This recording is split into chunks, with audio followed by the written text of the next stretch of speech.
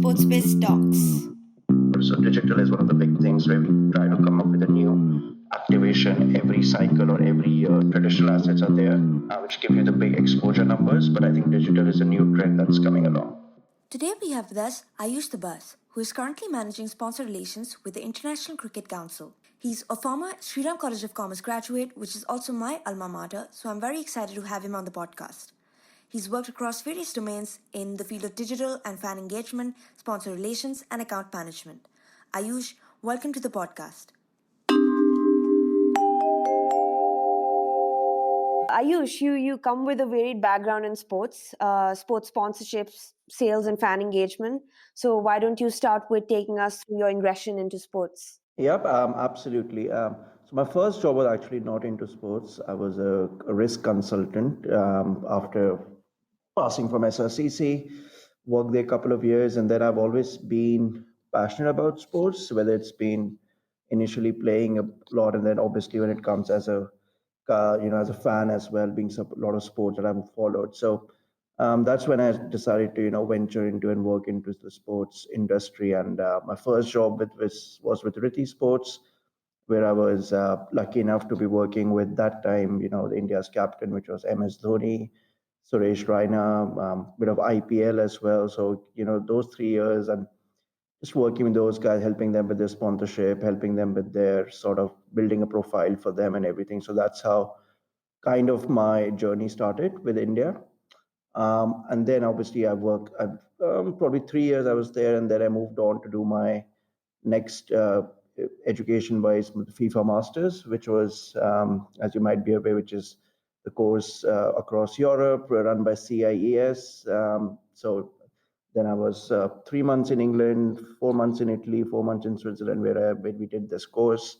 And then I got my next job was with FIFA in Zurich. That's where I worked on fan engagement a lot, on the interactive World Cup, what was called that time, and now it's the World Cup. And then after working close to 2 years for FIFA, I moved to the ICC, where I'm based currently, handling sponsors and brands for the Cricket Council, International Cricket Council, based in Dubai. Yeah, so that's kind of been my journey, which is almost now 10 years of working. But yeah, it's been a great ride. Very interesting. You mentioned you did the FIFA Masters program. So that's a popular question that a lot of students want to know about is how much did a sports management program abroad help you with your exposure in sports, and what are some of the key differences that you've noticed, and how has that prepared you for a career in sports? Yes, absolutely. And I think, as you correctly said, I probably answer 5 LinkedIn messages about this program every 2 weeks. So I think it was definitely a very useful program in shaping my career. I think one of the biggest pluses for me was the opportunity to network, and also opportunity to understand how the sports industry works in different parts of the world. Just to give you an example, my class of 30 had 23 nationalities in it. So it kind of gives you a much broader and wider perspective on how in different continents sports works and everything. It was definitely a course which obviously there's an investment angle to it. And that's what I tell people even these days. So be wary of the investment angle. And, if you really want, I mean, you should know what you really want to do and why you want to do that course if you want to get into it. But for me, definitely it played a important role back in 2014-15. Yeah. So have you noticed a big difference in sports culture in general, working across Europe and now obviously in the Middle East, and you've also worked in India? If you could highlight some key cultural differences perhaps, or differences you've come across in just sports in general?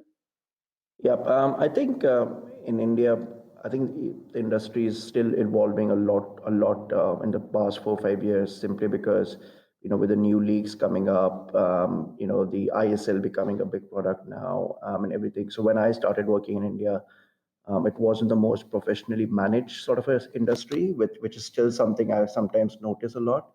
It's still not probably the most professionally run industry, but having said that, positive changes are happening in India as well.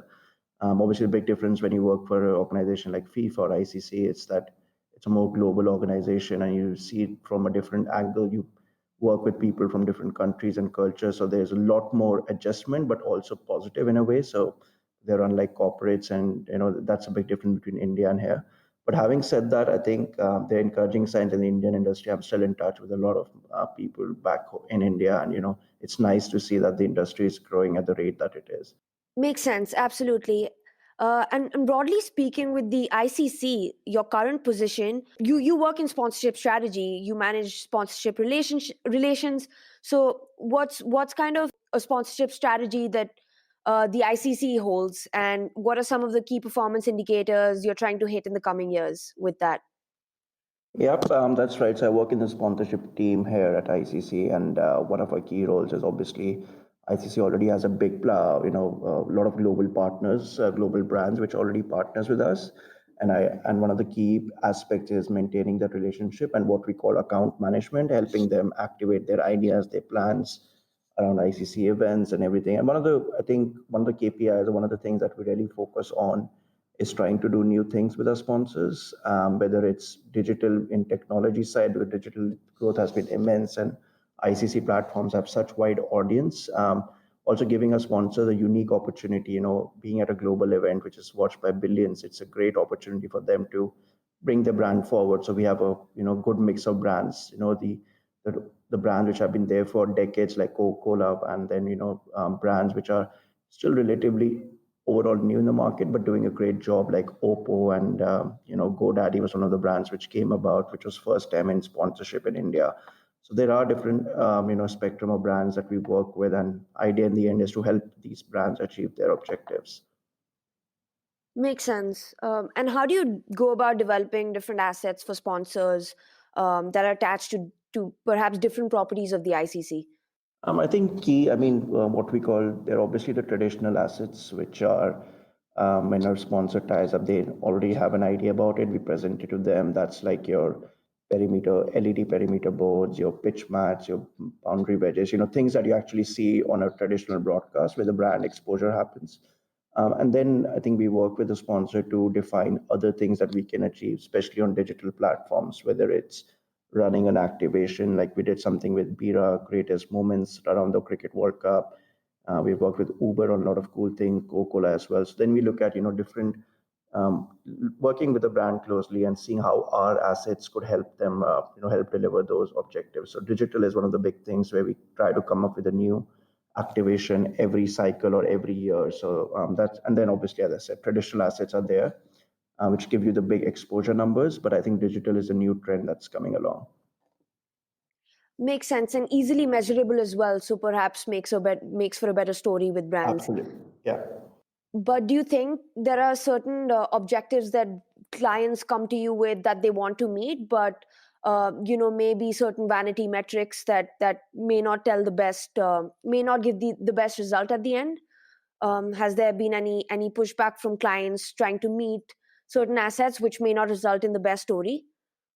I think it happens. I think, especially, I think what we have seen recently is a lot of our brands have started thinking about the women's cricket as a standalone event and trying to do stuff around it. I think one of the great initiatives that happened, initially was around Uber coming on board for the Women's T20 World Cup in West Indies. In terms of numbers and exposure, it wasn't a big event because being in West Indies, different broadcast hours. But what Uber ended up achieving, working together with us, was creating digital stories, and there was a hashtag Jersey knows no gender, hashtags making she's making roads, and there were different assets that we worked with, which were not traditionally defined in a contract, but that's something we came about realizing that the objectives will be met if we focus on those new sort of activations than just the traditional ones.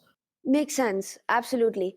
And when it comes to India, of course, the ICC focuses on global entities. But when it does come to India, considering there are a lot of other sports that are now coming up and a lot of other leagues that are gaining a lot of traction, do you think that there is cricket fatigue, which is then affecting the relationship with brands and the assets that brands then uh, want to partake in for Indian sports? Yep. Not really. I don't think still been an impact. I think Indian market is big enough for brands to be investing in more than one sport. I think there's enough in the market for brands to not focus just say on cricket or just say on football, but do multi-sport sort of a thing. And that's a trend we have been seeing as well.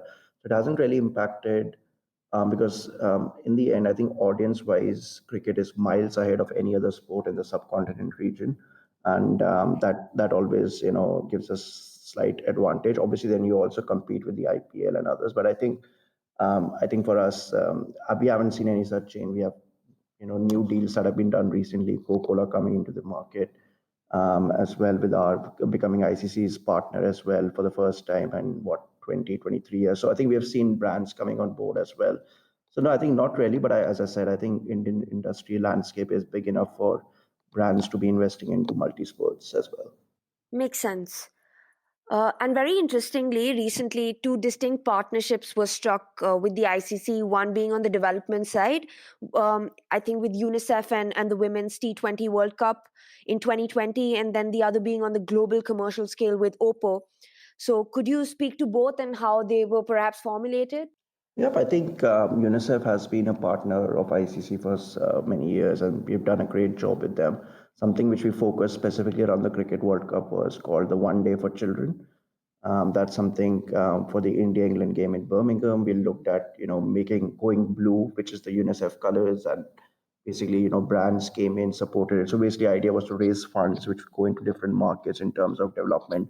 That's where UNICEF stepped in and helped us. So I think that was a unique partnership which gave great results, and I'm pretty sure we will continue our association with UNICEF for the coming years, or so I hope.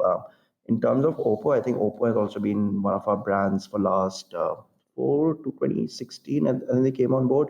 Again, it's been a great partnership with Oppo. We just had a renewal, as you might have one that you're mentioning to. Again, Oppo's focus has been when they signed with us the Indian subcontinent market, but now they have also expanded a lot. So they launched in the UK around the Cricket World Cup using the partnership, and in Australia you will see them next year. They're already there. I think Oppo it brings us a good technology side of things as well. I think their product is something which is cutting edge technology in terms of the camera phones and everything. So that kind of fits nicely with how ICC positions ourselves as well. We always say it's all about using technology and going to the next level. So it has a good synergy with us. Interesting. And coming back to one of my favorite topics is, of course, women in sports. Coming back to that, is the narrative changing for women's cricket and how that's changing perhaps relationships with brands as well to lure in? Yep, I think absolutely. And one of the big things that we're doing next year is we're having standalone events. We realize that it's a product in itself. ICC also dedicating this year as Year of Women's Cricket. So starting with this, ending with the Women's World Cup in New Zealand 21.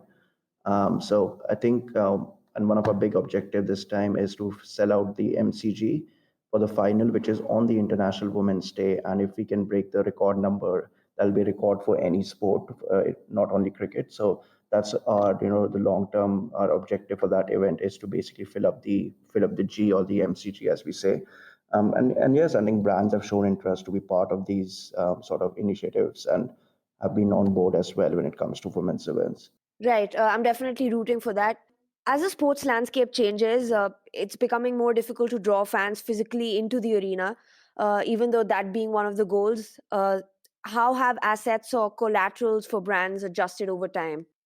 Yeah, again, I think, as I said before, I think data has started playing a big part in a lot of our conversations with brands. A lot of brands which have focused on getting data points or looking at targeting a certain audience. And one of the things that we have also kind of internally tried to push is our platforms, which has a lot of data points, and trying to stream them and seeing how we can utilize those data points and help our sponsors. So this is an ongoing conversation as we speak. But I mean, technology wise, even our app and everything, the digital team here has worked hard on getting the app at a certain high performing level, and just having all these assets which can deliver the results for the partners. And I'm pretty sure next year come Australia you'll see a lot more stuff happening around our digital assets when it comes to partners and everything. So yeah, I think defining new properties or assets along with partner, there's a lot more focus on digital than just the traditional assets.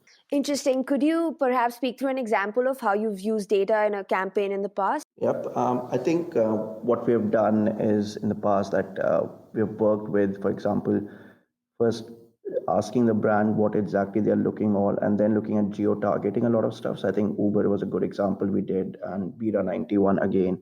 We know there are specific markets they are targeting, and what we did was we came up with an activation which was about linking the brand's objective and giving them that certain audiences. So, for example, for Uber, the big thing was within the Indian landscape to focus on targeting the tier two, tier three cities when it comes to all the drivers and making more brand awareness. So we gave them a data audience which could target towards that. Similarly, with Beta 91, there's a specific in India it's 25 plus, and it's a specific age group that they look to target. And with our data and our capabilities, we're able to strategically help target those audiences. Interesting. So for the uninitiated, could you also speak to the coming together of different departments within ICC's agency and how perhaps just different people collaborate on your creative Yeah, process? yeah, absolutely. I think it is one team approach, but we work a lot closely with the digital team, with the broadcast team, the media rights team. So there are different departments which come together to, in the end, help brands achieve their objectives. So, like sponsorship team has to work closely with the digital team in order to these days in order to deliver those objectives. So there is a close working and what we call as one team approach that we take into brands, and most of our brands work while we might be one point of contact, but we end up involving from our side a lot other departments to deliver the results. And coming to in the whole space of sponsorship, relationships being the key word here, uh, what are some of your recommendations to building holistic relationships with brands? Yep. I think what we focus is on a long-term relationship. So most of our brands you might have seen are now tied up till 2023. An idea again, I think, is to post before the event. You actually have a lot of brainstorming sessions and ideas to listen to your partner and see what they want. And post event, I think it's very important to again have a meeting and just see what went wrong and what could be fixed. I think a lot of time the focus is that everything was fine, everything was delivered, but how can we make things better? And that's one of our approaches as well when we work with brands on how we can take it to the next level for the next event. So we look at long-term relationship. There is a lot of investment into that. We have to spend a lot of time with your partners. If the event is happening in Australia, it's different. Uh, Sometimes the objectives of the local market, global market might have different objectives. Similarly, UK, it's different. So it's also about balancing what each market wants and then working together with them. And lastly, I'd ask you for your words of wisdom and skills you'd recommend to the next crop or someone willing to carve a niche for themselves in the sports sponsorship space. Yeah, I think one of the things that I keep telling people is that a lot of people when they reach out and they say that we are passionate about sports, we want to get into sports. I think it's very different than being passionate than when you start working in sports. It's very important. I would definitely recommend anyone who is planning to do a sports management course or generally to actually get into the industry and try and work in different areas and see if that's what they actually want. Because a lot of times just because you're a good sports person or you've followed sport doesn't necessarily mean you'll enjoy working in it. And once you like it, once you know it, I think it's very important to keep learning. It's still an industry which is evolving. Keep learning and keep looking at what other people are doing in the industry. I think you learn a lot looking at examples, whether it's the American sports, whether what's happening in football in Europe, and especially the ones in India, the new generation. I think just keeping your eye out and reading a lot around what's happening and whether it's examples. There's so much new stuff happening with the esports becoming big, augmented reality becoming big. So there are a lot of new things. So I would definitely say keep yourself informed, but again, be sure that you really want to get into the industry because it is a challenging, it's an evolving industry. Even though I think once you're in it and you enjoy it, it's a great experience. Thank you so much for your time and sharing such honest answers. I really learned a lot, and I hope people who listen to it can take away the same insights. Thank you, everybody, for tuning in. Please don't forget to subscribe to our podcast for more such insights on the business of sports in India.